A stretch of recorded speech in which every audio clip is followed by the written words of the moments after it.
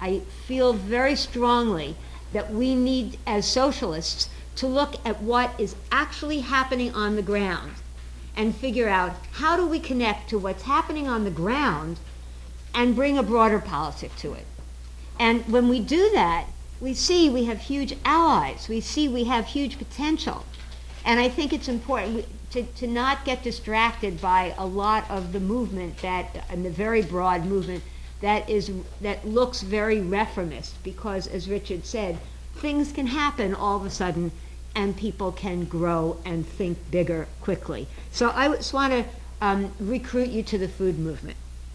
So, and this is what recruited me to the food movement, and I'm a relatively Johnny-come-lately on this one, because I've always been what I would consider sort of a democracy activist. How do we engage people? How do we get people to participate so that we can bring about another world? And so, why the food movement?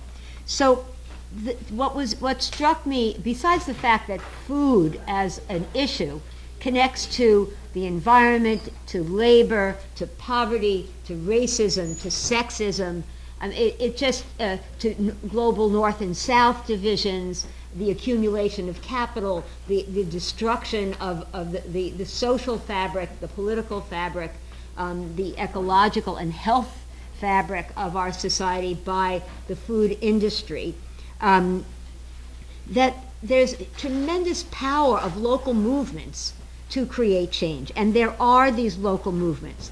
There are people involved in urban and rural agriculture, hunger and poverty, health and health-related issues, retail and community food issues, including the small businesses that Richard was talking about that do have the potential to be relatively sustainable and very much part of a progressive culture.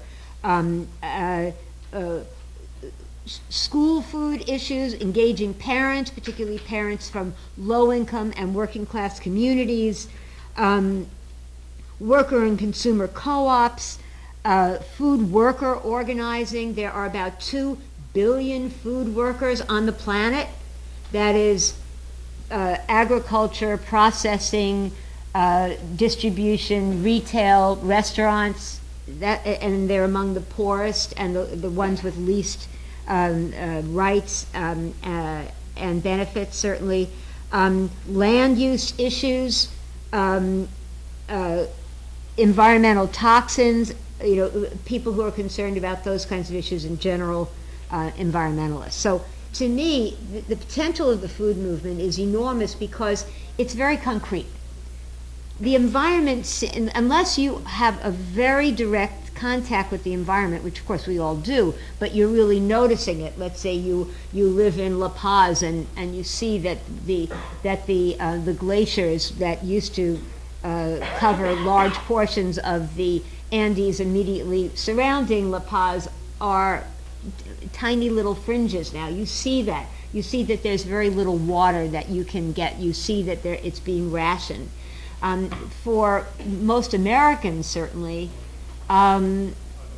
we don't experience the environment except as much as an incident like, not an incident, a climate catastrophe like Sandy occurs, and then we experience it, but people go back to the idea of, well, let's rebuild on the same spot. We're not necessarily learning the lessons from it, but people experience food all the time. They have a very personal and concrete relationship with food, and so it's something that brings them comfortably. People who are not activists now, it brings them, or haven't historically been activists, it brings them to contact with more political issues. Let's face it, if we're going to do the kinds of things that our early, the introductory plenary speakers were talking about, we are talking about mass movements, millions and millions of people in this country, let alone other countries are doing a better job of organizing than we are. But just in our own nation, we are going to have to engage millions and millions of people. They can't all be developed socialists yet. right? We need to be able to deal with parents that are concerned about what their kids are eating, people who are suffering from diabetes, people who want to have small farms and survive, people who are creating farmers markets, people who are struggling around their rights as food workers. These are the people we have to have relationships with, and we have to be able to politicize them so that they can be part of that. Also, one of the great things about the food, when we read the New York Times, they tell us about the foodies, right? The food movement. What is the food movement to the New York Times? It's the foodies. That's not the food movement I have any relationship to. I mean, those people are around, and that's nice. But what to me is the powerful part of the food movement is the community projects on the ground, urban agriculture, the community gardens, the parents involved in school food issues, people creating farmers markets, food co-ops, food worker co-ops. These are, and the faith communities that are dealing with the crisis in obesity and diabetes. These are the grassroots groups, and guess what? They're not mostly white people. They're mostly people of color in a city like New York. And so if we're saying, well, where are the people of color? That's where I'm experiencing where people of color are. The food pantries. Why Hunger is a national organization that deals with hunger. And one of the projects that they have going is to work with the food pantries that are basically charities giving out food, which is an insane system that we have, because we know that there's so much hunger. In New York, it's 1 in 6 people are hungry. It's a very high number. But Why Hunger is trying to go to some of those food pantries. They're doing a pilot project and politicize them to try to help the workers there and the guests who come to the food pantries to have a broader understanding of the food system. It's not just thank you for giving me a box of Cheerios or giving me a turkey at Thanksgiving, and it's much more than that. It's what sustains many, many people. But to have a bigger understanding of how the food pantries fit into an understanding of the food system. So to me, we've got our work cut out for us. We have a lot of allies out there, potential allies out there, many of whom are people of color. The leaders of these organizations are people of color and poor and working class people. So they're not here, but we have a lot to say to each other and to learn from each other. So also these sectors create a sense of community, solidarity, and identity. And that is something we need very, very much in the socialist movement. We need to be able to create tight communities where people feel supported, they feel cared about, they feel like they're part of something that is meaningful to them. We have our institutions, we have the Brecht Forum, we have other institutions, but these very grassroots, often neighborhood-based groupings are very important for those kinds of human connections. And to have the sense of trust to be able to put your foot one step out and to take the risks that it will take to create a new society. And there will be a lot of risks. So the food movement, I would divide it into 2 parts. One is alternatives, alternative institutions like food co-ops or cooperative businesses in general, community gardens, urban ag like that. And then there are advocacy, policy / direct action groups. Very often the policy and advocacy groups don't engage in direct action.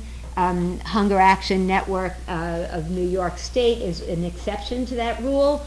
Brooklyn Food Coalition, I hope, is also an exception to that rule, but mostly the advocacy organizations are sort of very straight-laced, not always, but often, and they're about affecting change on a policy level, and they have a lot of supporters, which is great. They have a lot of influence, and they should. But we'd like to also move them into more of the direct action and to bring some of the direct action people into the policy world as well, because we have to be able to make some of these changes, and we're probably not going to be able to make all these changes instantly. But we need to be able to do that. So, for example, one of the things that's going on now is the mayoral election, And Mark and I and many others are working on a range of ways to influence the mayoral candidates. Not that we're going to really influence them, but to say there is this huge constituency out here. We care about these issues, and this is what we want to see. So one of the things that that Richard and also Jill referred to is, how do we get local institutions to respond to planning, for example, right? How do we get capitalism? How do we start putting a lid on some of those, the most exploitive and the most dangerous practices? Well, one of the issues that we raise is, in the food policy world, is food policy councils. Food policy councils could be a whitewash. It could be just the heads of food corporations with a couple of hunger advocates in there, and we could say that's the Food Policy Council. On the other hand, we could have more and more the hunger activists, but also all sorts of other food activists that represent much more of a grassroots movement, and in some places that has happened. And that can be a kind of voice for planning and for a kind of moral consciousness to be able to speak to the public and speak to the government about what we need to be able to do in order to feed our people, and to be able to use food as a kind of economic development initiative that has environmental, health, and labor benefits to it. We could push that, and since the idea of a food policy council has happened in many other cities and other nations, that's a structural change that we could push for, and then work on that as one of the ways that we can start affecting some change. So I also think that that we need to look at some of the cross-sectoral and mutual support across boundary issues. That is, one of the things that happens in the movements is that they're very siloed, and we use this word a lot. So labor tends to stand by itself. Questions of feminism tend to stand by themselves. There are poverty issues, class issues that stay by themselves. Environmental issues stay by themselves. So one of the things about the food movement that's very powerful is that it gives us a lot of potential for cross-sectoral support and solidarity. So farmers and workers, we're going to be facing a farm worker bill of rights effort in mid-May. We're hoping to get some kind of as most of you know, farm workers and domestic workers have been left out of most of the labor legislation in order to get support. This is way back in the Congress from the Dixiecrats, when there were Dixiecrats. Now there are no Dixiecrats, but or almost no Dixiecrats. But the old Dixiecrats wanted to have domestic and farm workers out of labor legislation because, guess why? They were mostly black people and brown people, and they wanted them not to be able to have those rights. So the labor movement and the Democratic Party made that deal that we've all suffered from ever since. It's created, of course, a huge racist rift in the potential of the labor movement. But in May, the farm workers in New York State are proposing a Bill of Rights, basically, as domestic workers were successful in gaining. And we are hoping that the small farmers from the Northeast Organic Farmers Association will be able to move forward on legislation that can not bankrupt the small farmer, who is, by the way, doing very poorly, really struggling to survive because agribusiness is has so much concentration in it. But to be able to support farm workers in their desires for overtime, for decent working conditions, and for benefits. And you should know, by the way, that many farm workers are if they have to go to the bathroom, they have to tell their the foreman, I have to go to the bathroom. They are timed, and when if they take 5 minutes to go to the bathroom, then they're docked 5 minutes of pay, or clock goes back. So don't think they're washing their hands. So just be aware that the rules on farm workers are very, very strict and extremely horrible, have bad health effects for everybody. Okay, so there also are a lot of other cross-sectoral connections that we can make. Workers and consumers. So everybody wants cheap things. That's the American consuming way of life, right? We want the cheapest things possible. But we also have to be aware of what that means. If we're going to have very cheap food, our food is actually very cheap compared to most other nations. We spend a smaller percentage of our annual income on food, and partly because agriculture is so the practices are so draconian, and also because we give so much of our tax money to subsidies for the commodity crops of corn, soy, wheat, and rice. And we also pay, we also give them a second kickback. These are the big corporations that are getting that money. Are in the Farm Bill, which if you want to know about the Farm Bill, you should. Why don't you put your hand up, Mark, because I keep referring to you. Mark can really talk with you in much greater detail about the Farm Bill, which is the omnibus legislation that structures the food system in this country. How many of you have heard of the Farm Bill? Okay, so great. You know about the Farm Bill, but my guess is that in the other group, in the larger group, most of the people probably haven't heard of the Farm Bill. But it's a really critical piece of legislation. The majority of the money in the Farm Bill is allocating food stamp support. Here's the problem with food. Of course, we want to expand food stamp support because it supports people who are hungry and they really need the money. But we also need to know that that money circulates at a very high rate within communities. It doesn't get the money doesn't get drawn out of the community, it gets spent in the community. So it's a kind of economic initiative. Problem with food stamps is that the level of food stamp support is so low that families that are on food stamps basically can only buy commodities. They're having a difficult time buying fruits and vegetables because fruits and vegetables are not supported by the Farm Bill, by taxes. So they're stuck. We're at the 12-minute mark, you're saying? Okay, thanks. So they're stuck having to buy corn, wheat, soy, and rice. And almost all the junk food we eat has those ingredients in them. So they're suffering from all sorts of health problems, often including obesity, because those are the products that they are able to buy on food stamps. And it serves as a second subsidy to agribusiness, because they're not just getting the subsidy the first time around in the direct subsidy for the crops, but the second time around forcing people on food stamps to have to make crappy choices for their food again. So it's they've got us on lockdown on this one, and we need to be able to understand these things in order to be able to support each other.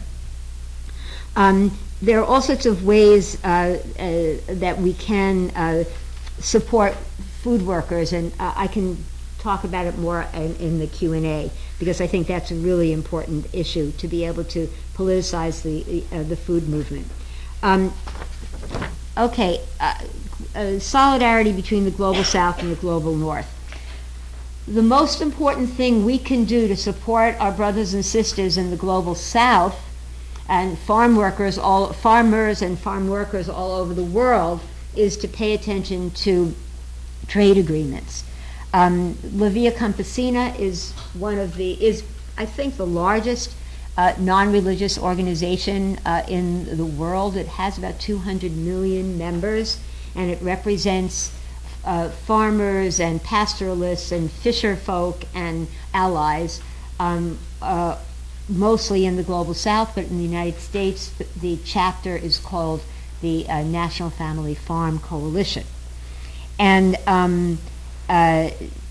we need to be aware of all these trade agreements and how they screw farmers, how they support agribusiness, and how they work against food sovereignty. So food sovereignty is the concept of local control over the food system, and that's the basic politic of La Via Campesina. It's something that when you say, oh, buy local, and it sounds like, oh, buy local, it's so foodie.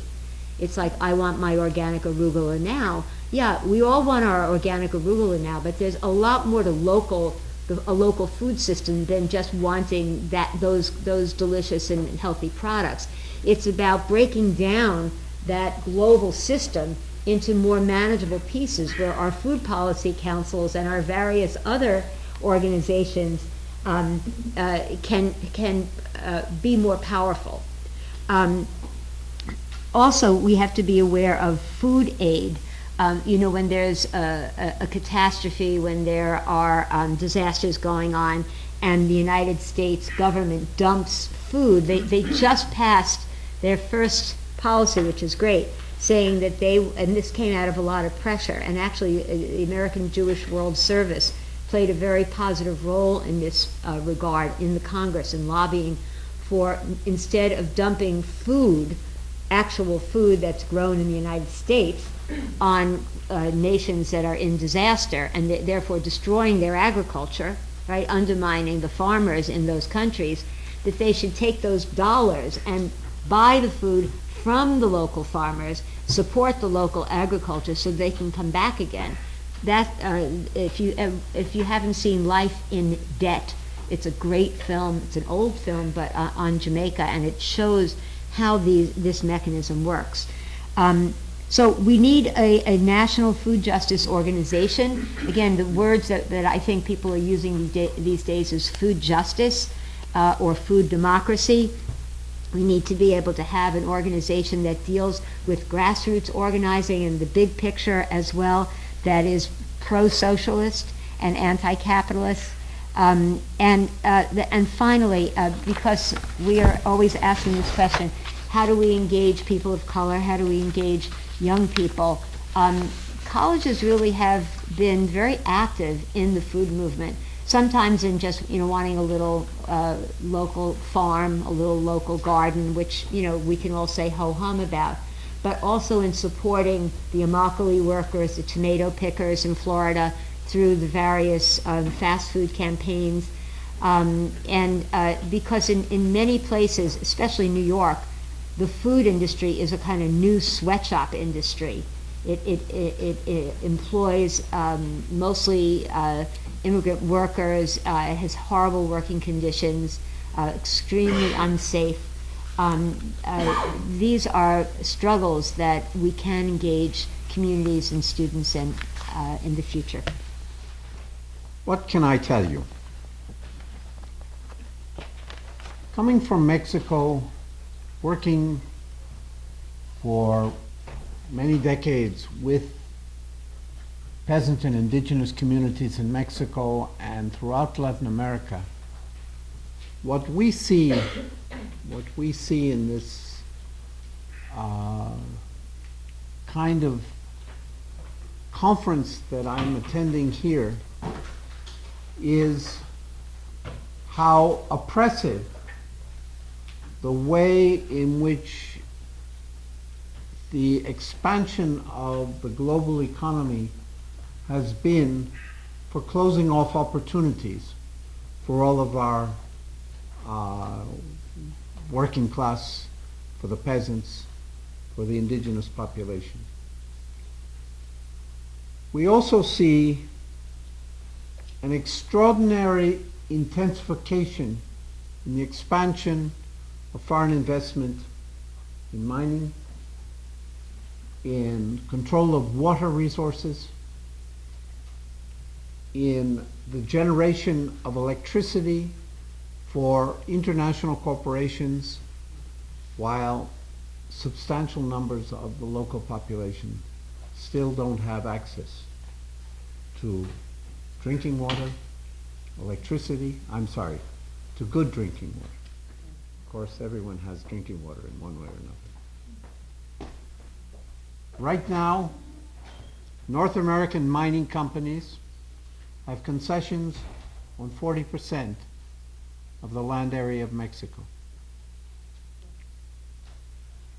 Every mine in the world, I think, requires gigantic amounts of volumes of water for it to work. And so in most parts of Latin America, mining is a question of taking water away from agriculture. So the struggle against mining is not only a struggle for environmental destruction, it's a struggle about food. Implicit in what I'm hearing now, what I've heard in the plenary session, is an extraordinary movement of people conscious of the need to restructure society. Nancy talked about Via Campesina, and she said it's the largest, interesting, I'd never thought of that category, non-religious social organization in the world. It's in 160 countries. I believe her number was slightly exaggerated, about 200 million. I heard that from Kathy. The figure that Via Campesina uses outside the United States is somewhere between 80 and 120 million. But what I want to talk about is that most people in Mexico, most people in Latin America, don't have,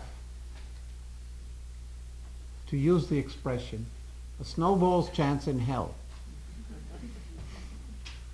of escaping from the various kinds of cycles that lead Mexico now to have a higher rate of child obesity than the United States.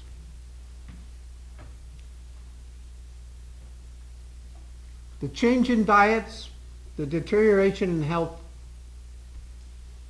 is extraordinary.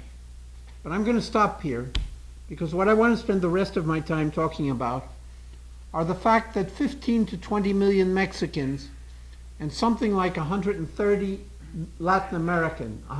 million Latin Americans are actually engaged in building alternative models. But they're not the kind of models in general that are discussed in a conference like this, because they're not models working at a superstructural level to change government policy. That's hopeless. Government policy in many of our countries is written in Washington and paid for in Washington, in the way that your government right now is doing everything it can to destabilize the Venezuelan government. And I think that you have to think about that, because Venezuela is a country which under Maduro would continue the policy of trying to increase local food procurement, local food production, changing a structure which has systematically been distorted. Venezuela imports 80% of its food right now. A country that has the potential to be, in 5 years, food self-sufficient is being denied that possibility right now through massive intervention of what your organization is called the National Endowment for Democracy. But however, in Mexico, as elsewhere, there are local groups, but not local groups like food co-ops that Nancy talks about, which are to be understood, to be enjoyed, and to be encouraged. When I talk about a local group, I talk 30 to 40,000 people each, who are not consumers, not just consumers, but rather people involved in rebuilding their societies through 5 principles that I would like to enunciate They're principles that everyone in this room would be probably in agreement with. But they're principles that were written by the communities themselves and systematized. The first is self-management. Through a process of participatory democracy, very, very non-sexy words here in this audience. The second principle, solidarity. But solidarity means something different than what's talked about here, because it means rejecting proletarian organization of the work process. We're rejecting the actual notion of wage labor. And I'm talking about millions of people who are doing that because the work process itself is reorganized. Third, self-sufficiency, but again, in the way that Fred mentioned in his introduction.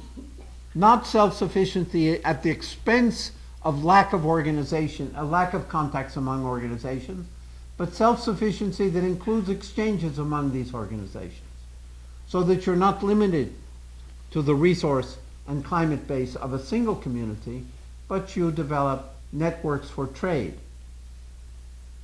Trade, which has taken on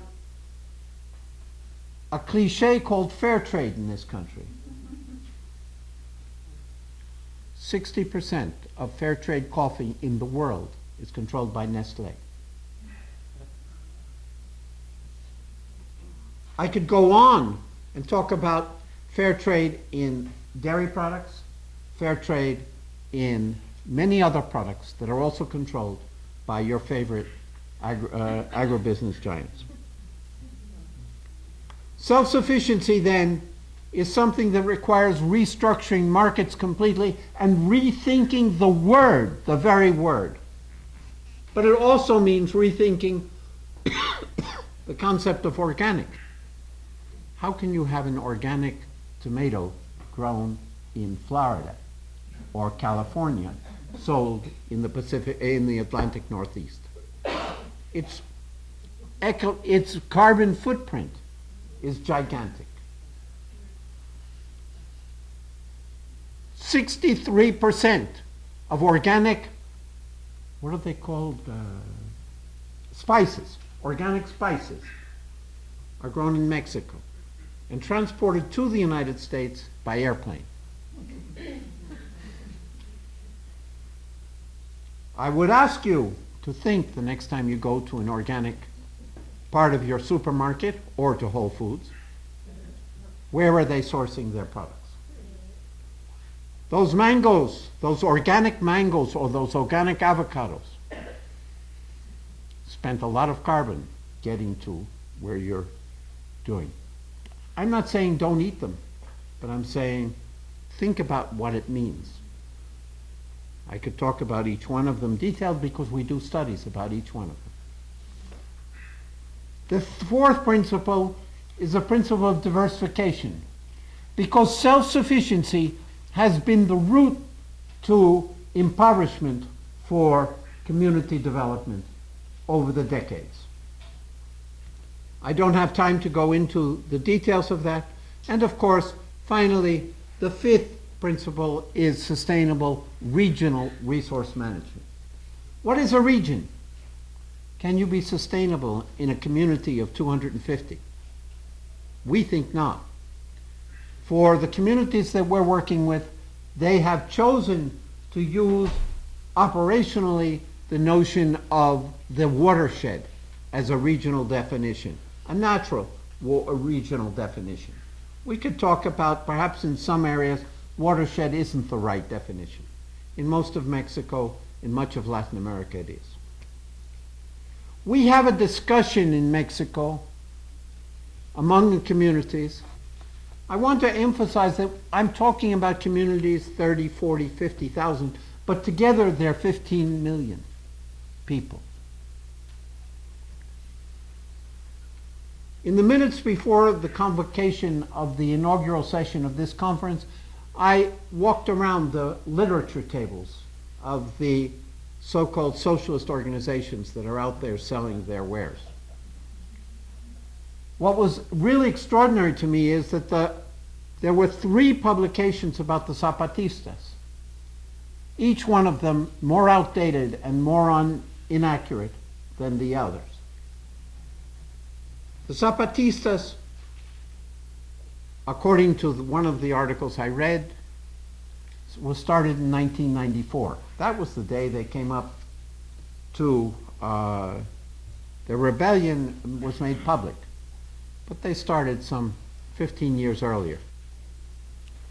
And today, they're an inspiration for many things, but not the way that article was written in the one I perused at one of the tables out there. The struggles against Spanish control of wind turbines in Mexico, it's ironic that renewable energy in Mexico is a technology for impoverishment of people and taking the land away from the communities. I'm going to jump now because I want to talk about another important concept that is very, very important in these alternative communities that I called in the title to my talk here the hinterlands. I would like to mention el buen vivir, Sumac causai in Quechua, Sumac causai. A statement that a cosmovision, a cosmology that is said to come from Andean cultures of yore and is informing the very troubled and the very conflictual efforts in Bolivia, Peru, and Ecuador right now.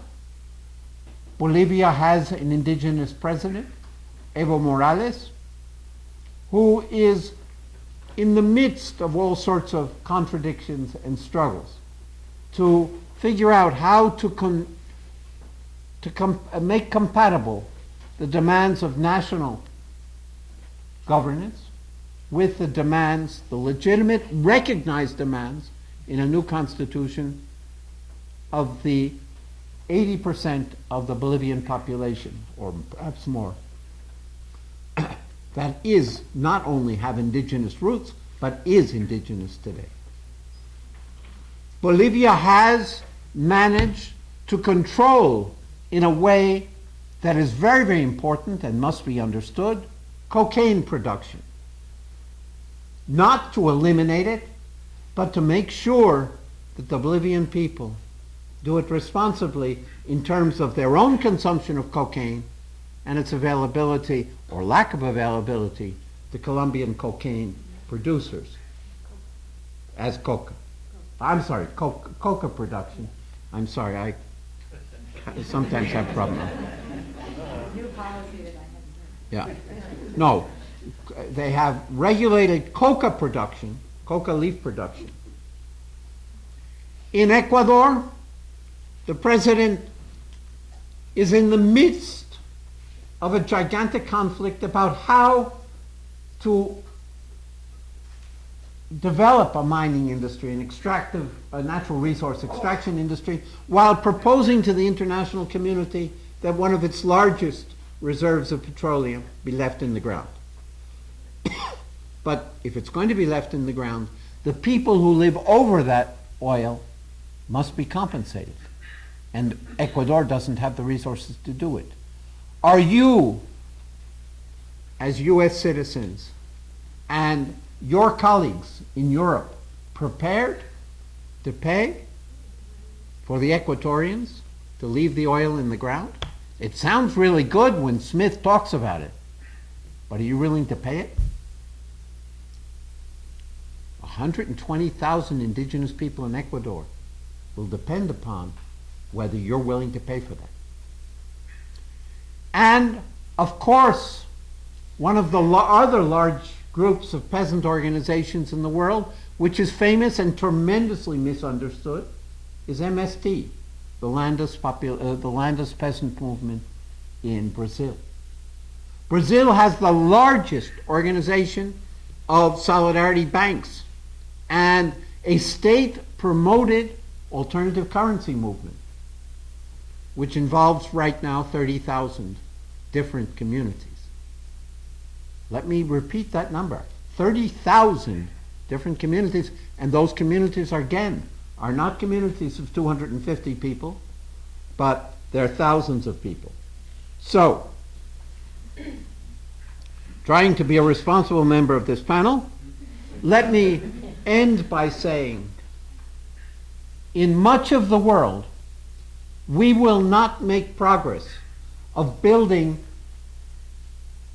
eco-socialism on a national level. We will have to strengthen what I like to call niches, pockets of sustainability. Pockets of sustainability which right now involve the participation in Latin America of 130 million people. I'm not talking about little organizations or consumer cooperatives or credit unions or things like that. I'm talking about people who are rebuilding, restructuring their communities, their way of life, and the buen vivir of sumak kausai means not doing the way a woman said in the session, sacrificing your standard of living. No, changing your standard of living. It is not a question of sacrificing. Your standard of living is an abomination. The design of this auditorium itself is wrong. The use of energy, the design of a standard of life has to change. And people are doing that. There probably are lots of people in this country that are doing it too. But I think that there aren't enough critical discussions of the kinds of solutions that are being proposed to look at how do we build an alternative, better series of worlds, not one single world. Thank you.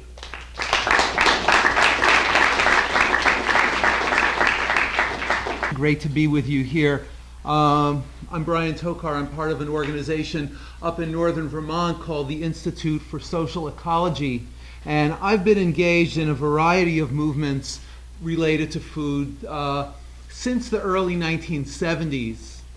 And that work has raised many questions for me over the years. And the question that I would like to pose for you today, and that we can maybe get into in more depth in the discussion, is are there ways that our movements around food here in the United States, as full of potential as they are and as limited as they are, can potentially evolve in a direction where they would begin to look more like the movements that David told us about in places like Mexico, in places like Brazil?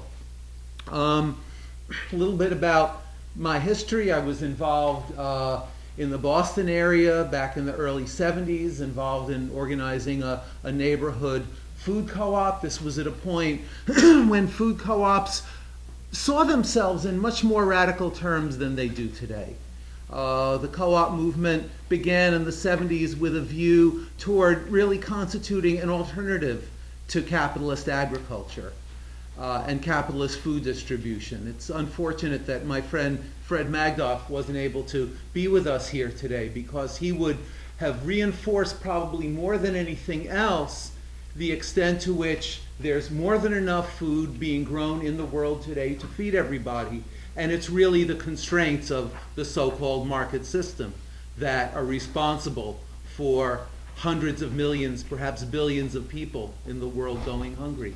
He would certainly emphasize, as you heard from the quote from his email this morning, the extent to which we can continue to grow enough food to feed everybody using ecological sound methods. The constraints aren't technological, the constraints aren't biological, the constraints have to do with the nature of this economic system that we're trying to feed ourselves within. A system that's incapable of viewing food as a basic human right, that insists that it's a commodity like every other commodity to be bought and sold and traded in the capitalist marketplace. 1990s and early 2000s, I was very involved in work both in Vermont and around the country and internationally around the genetic engineering of food, trying to stop this onslaught of biotech corporations like Monsanto to use this new technology of genetic engineering to consolidate their power and control over our food supply. And I want to reflect on some of the lessons and also some of the limitations of those movements, some of the incredibly inspiring work happening here in the New York area and really all over the country to bring food into people, closer to into people's communities, to make it possible for people in inner city neighborhoods that for many years have been deprived of access to safe and healthy food, to make it possible for people to feed themselves better once again, to begin to learn once again how to grow some of their own food right in the city. And there are some incredibly inspiring examples of that right here in the New York area. The question is, for me, to what extent can these movements begin to add up to a larger movement that represents more than the sum of its pieces, and that can more directly challenge the system of capitalist agriculture and, of course, the larger political and economic system within which those operate? So those are the questions that I want to raise for you today. And from my years of experience working on these issues, I would be dishonest if I didn't say right out front that I still have more questions than answers about how to really move forward with this. So I want to say a little bit more about each of those movements. The work around GMOs, of course, all of us who have been working on those issues over the years have emphasized a number of key points that clarify the nature of the threat that the biotech industry, Monsanto and other companies pose for our food system. We talk about the health consequences. We talk about the environmental consequences. We talk about the ways in which farmers here in the US and in Canada, who have been, for example, sued by Monsanto for the crime of their crops having been contaminated by Monsanto's genetically engineered traits. We talk about the consequences for farmers in the global south, who, through the intrusions of these very same companies into their communities, into their intimate processes of buying and selling and trading seed, have made it increasingly difficult for people around the world to continue to be able to feed themselves and to continue to be able to sustain the kinds of agricultures that we know are capable of continuing to feed the vast majority of people around the world. One thing that became very clear in the course of this work is the extent to which this technology of genetic engineering was being used by a small handful of corporations with roots in the agrochemical and industrial chemical industries to concentrate a level of control over our food supply that we've really never seen before. One of the earlier speakers mentioned the names of some of those corporations: Monsanto, Syngenta, Bayer, Dow, DuPont. Through the early years of introduction of GMOs into the food supply in the late 1990s, every one of those companies spent tens and in some cases hundreds of millions of dollars buying up seed companies. Why is it that so much of the commodity crops grown here in the US today are genetically engineered? It's because of that particular fact. And today, there's a small handful of companies that control 70 to 80% of the world's seed supply, And every one of those companies, or almost every one of those companies, have their roots in chemical production. Monsanto is now the world's single largest seed company because they've spent 15, 20 plus years buying up seed companies around the US and around the world. Other major seed companies include this synthetic company called Syngenta that is a result of a whole wave of mergers and divestments in the late 90s and early 2000s, trying to take advantage of potential synergies in various industries offered by this technology. The world's largest manufacturer of herbicides. Bayer, which since before World War II has been the largest manufacturer of insecticides.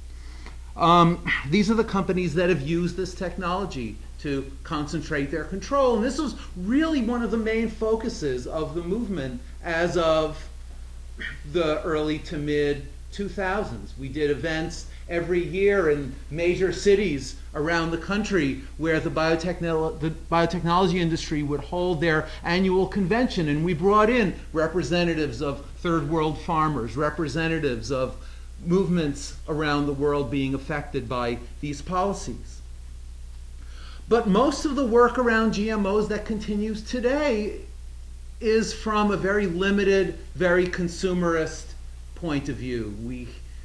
We're told that we need to put our other questions aside and focus on issues like consumer labeling. And people's right to know what's in our food is a very important thing. But we can't be limited by that. Similarly, the co-op movement, which established itself in the 1970s as a systematic alternative to the control of global food corporations, over the course of the 1980s and 90s became increasingly accommodated by that system with the rise of huge chain natural food stores like Whole Foods that for many years located themselves in a way that was aimed systematically at driving those community-controlled co-ops out of business.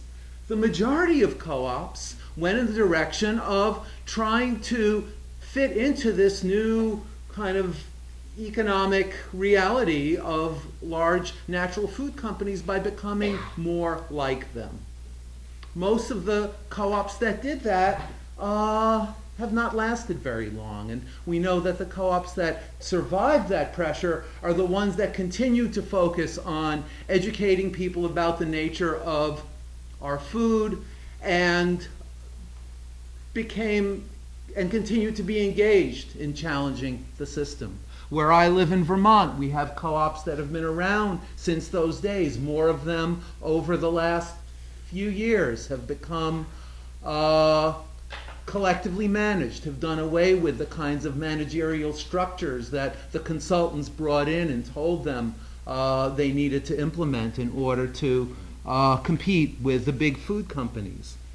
And there are people in that movement as well who understand that there's tremendous radical potential still in communities of people getting back control over their food. There's an interview a few years ago with a man in Oakland who probably many of you have read about, named Brahm Ahmadi, who's part of an organization in Oakland called the People's Grocery. They have not just a big co-op, but community gardens, a farm of 2 acres that grows significant amount of food for the community. He said, food is our medium for achieving broader outcomes in community development and public health and addressing disparities in opportunities and quality of life.